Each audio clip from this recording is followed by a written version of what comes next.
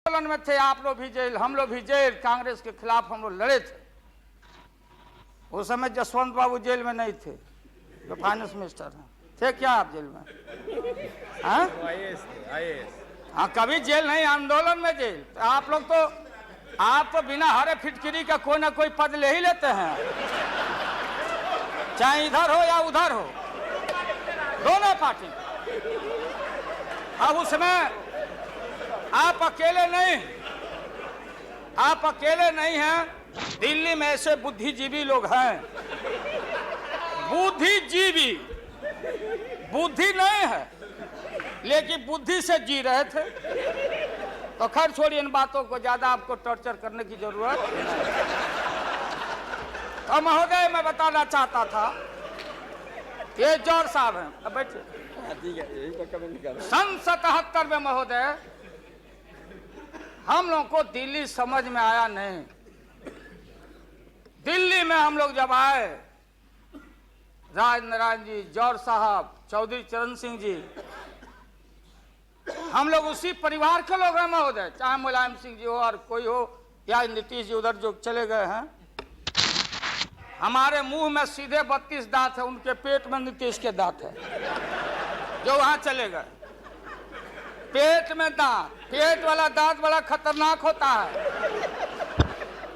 तो महोदय, मैं सन 77 को याद दिलाना चाहता हूं,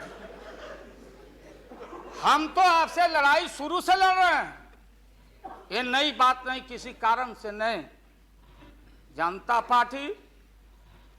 पार्टी का खंड खंड हुआ, कोई यहां गिरा, कोई वहां गिरा, कोई वहां गिरा। बंगलोर में हम लोग जुटे, नाम का सारा झगड़ा, ये सब बात। लेकिन सन 77 के सत्ता को हम लोगों ने लात मारा था। क्यों मारा? हम सत्ता के भूखे नहीं हैं। हमने उस सवाल को उठाया था। अरे नए नए आप आए हैं, मुझे अफसोस है कि आप लोग जा रहे हो इन लोगों की वजह से। सन 77 में दोहरी सदस्यता का सवाल उठाया गया था मजबूती से हम लोग के द्वारा, कि अगर आरएसएस में रहना है, जौहर साहब ही बोलते थे, छाती पर हाथ रख के बोले, यही उठाए थे। हम तो लोग नए थे,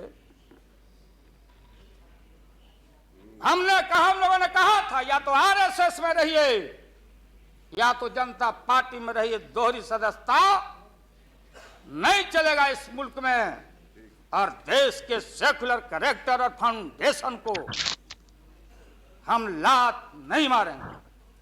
आपको याद होगा, इसलिए हम लोग टूटे और हम लोगों ने नारा दिया, चरण नहीं तो चुनाव, और हम लोग चुनाव में